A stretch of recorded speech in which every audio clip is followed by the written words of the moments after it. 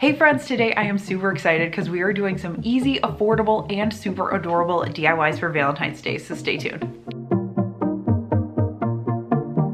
This is Whiskey Whit. My name's Whitney, and on this channel I love to share DIYs and budget home decor. I also love to empower you to use things like power tools through wood builds, and I also have a ton of different videos on the Cricut machines, tips, tricks, and tutorials. So if any of that piqued your interest, be sure to hit subscribe down below so you don't miss a future Whiskey Whit video. Be sure to stay tuned until the very end because I'm going to show you how to style for Valentine's Day for a variety of different spaces, tiered trays, tables, vignettes, all the things. And without further ado, let's jump right into it. Up first, we're gonna make some of these really quick and easy conversation hearts. I've been loving making faux versions of candies and things for decor so you can use them year after year.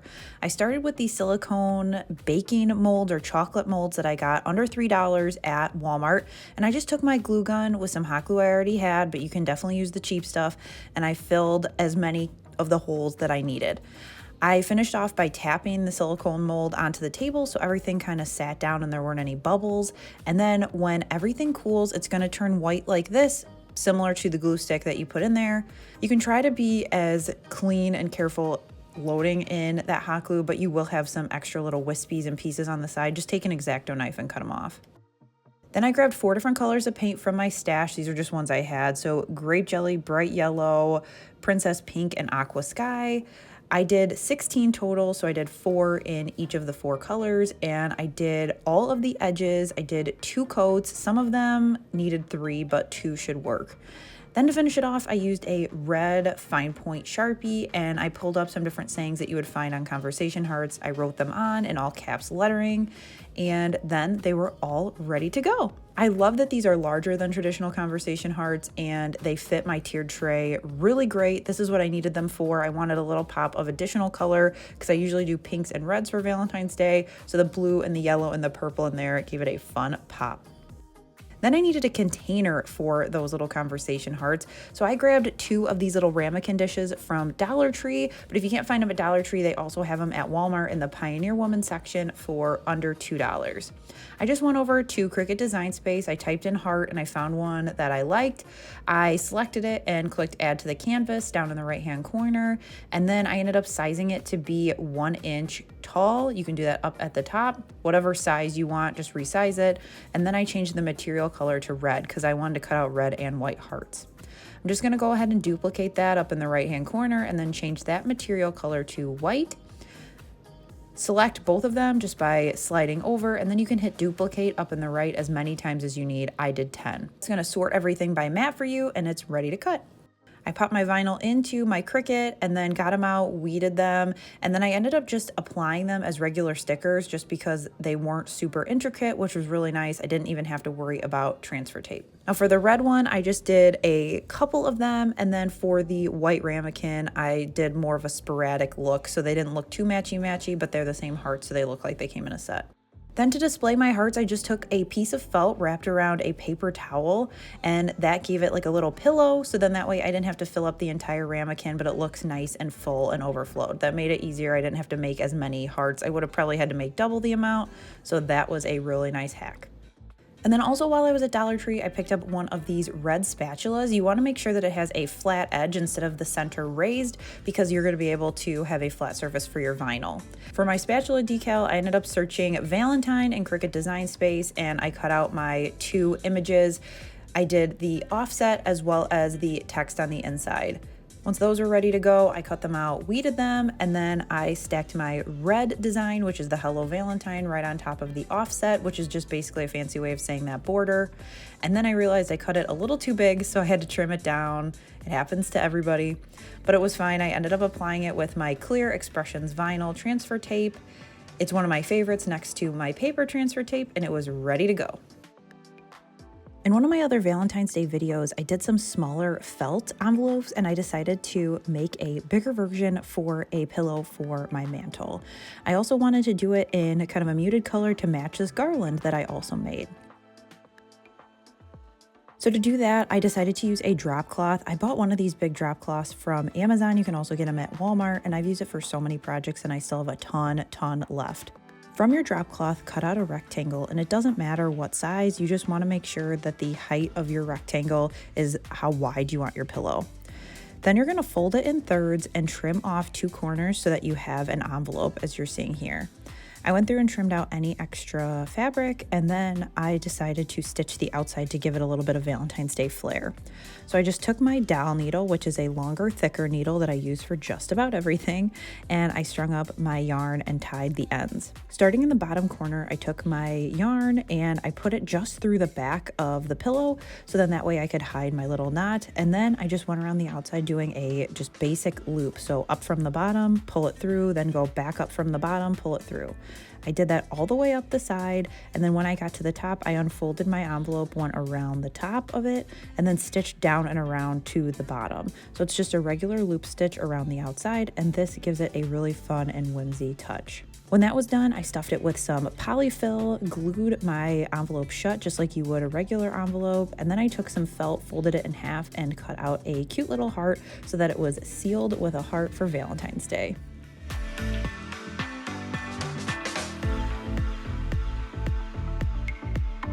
I really like the size of this, and it was the perfect addition to my mantle.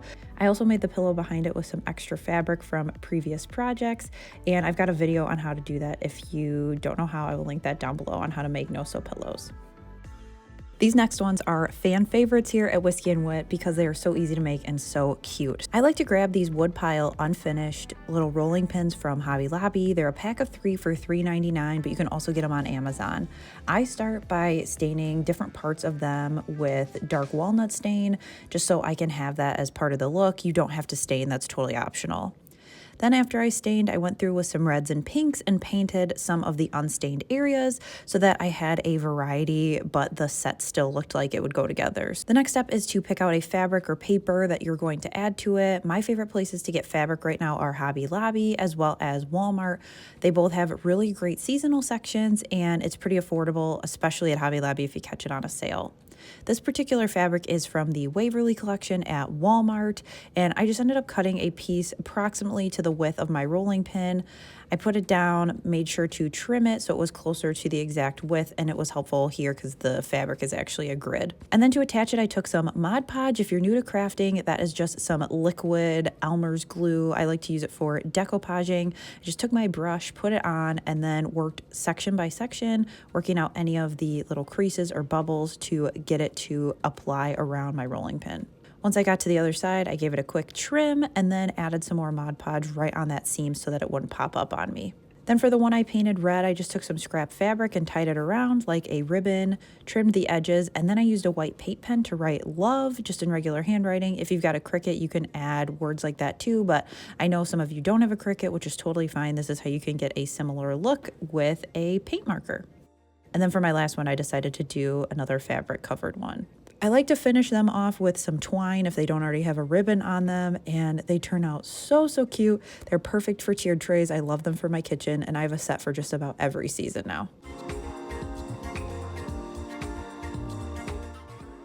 If you've been following me for a while, you know that I love Hobby Lobby clearance. I recently made over this love bug sign I found for under $5, and it's a great place to find items to make over. I like to grab signs even if I don't know what I'm going to do with them because I will always find a project. One of my recent finds was this sign. It was $4.99. I also found these really fun little signs. I bought a couple this day, but I ended up going back and it was 90% off, so I ended up getting them for under $1, and these little houses are amazing shapes to add decals or printables too. So the first one I'm going to show you is how to make over that sign. I start by taking the sign, taking everything off, and then taking some painter's tape and taping around the outside frame border. You want to make sure you put the painter's tape there so that you can paint the black matte chalk paint there and you won't worry about getting it on that beautiful wood frame. Then this file is a free download over on my blog. This is from the Lanco song, Greatest Love Story. I thought it was cute. I thought we could use this year round, but it's perfect for Valentine's Day, especially on the black chalk. I cut it out in white matte vinyl, and then I used my paper transfer tape from Expressions Vinyl to apply it. I get so many questions on this. Basically what it is it is very low stick transfer tape, so it is going to grip your vinyl decal, but it's not going to rip off that paint we just put on the sign. After that, you're done and you've got a $5 sign with the saying and the design that you want on it, which is awesome. I ended up putting this in my winter themed bathroom. It goes so well, and I added just a couple little hearts to give it a nod to Valentine's Day without it being super over the top. Another makeover I did was to this cute little sign.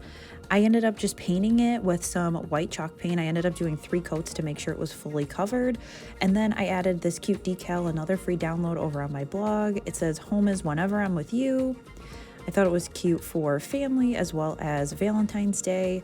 I applied it with that same paper transfer tape so I didn't rip up that paint that I just put on there. And then I added some red and white baker's twine that I got from Amazon just to add a little bit of color, but then I can cut that off and put something else for a different season. It looks so cute with my little peg family, which is just some 2x2s cut up and painted with some of these ball knobs on the top. Courtney recently did one for her family over at Creative on the Cheap, so I had to make one for myself, for me, Alex, and Finn.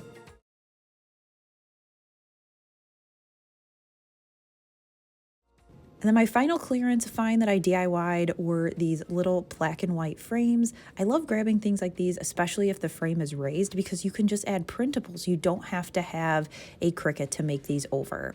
So I started by painting over the inside with some white chalk paint. This one probably took 2 to 3 coats just to get that letter covered. But once I did, I was able to go into Google Docs, pick whatever printable you want. This one will be available over on my blog, as well as my other Valentine's Day free printables. I go to image options in Google Docs and go over to the side and size it. I'm doing 4x3 here. And then I use my Epson EcoTank ET8500 photo printer to print them out on some thick cardstock so that the sign will kind of hold up for me.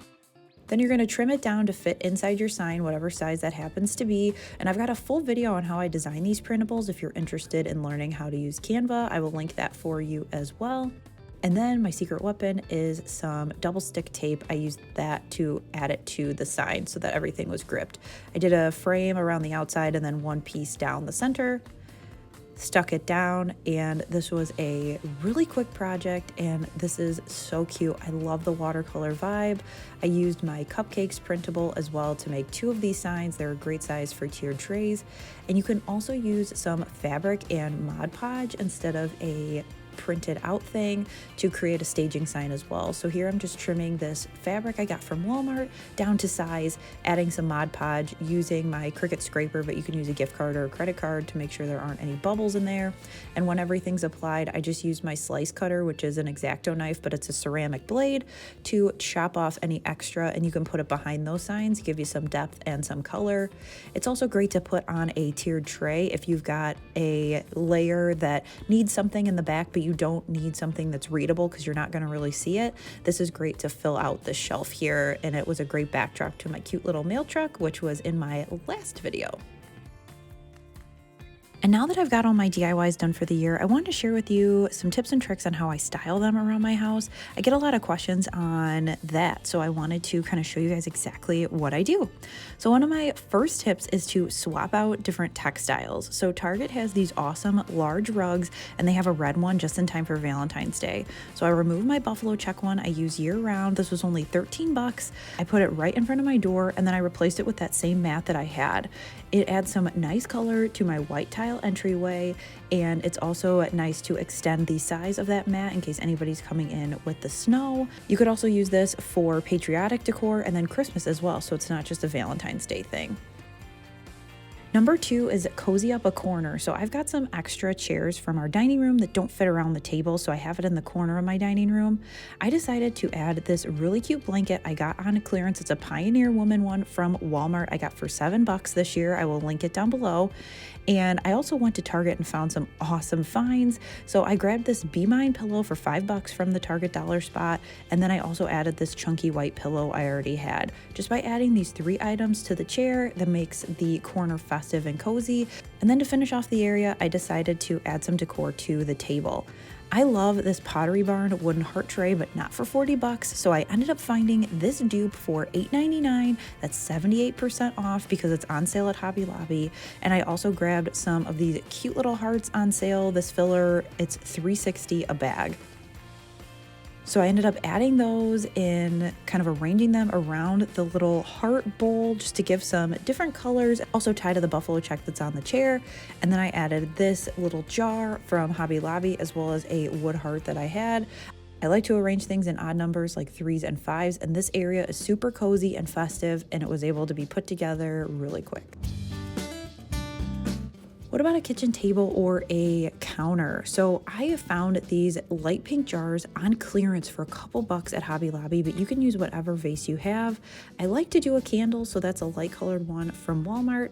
And then I also grabbed some of these picks that range from $1.19 to $1.79 with the 40% off sale at Hobby Lobby. I also grabbed this little red and white sprig, and then I went back to their metal decor section. Their letters were on sale, making them super affordable. I grabbed X and O as well as love for a future vignette.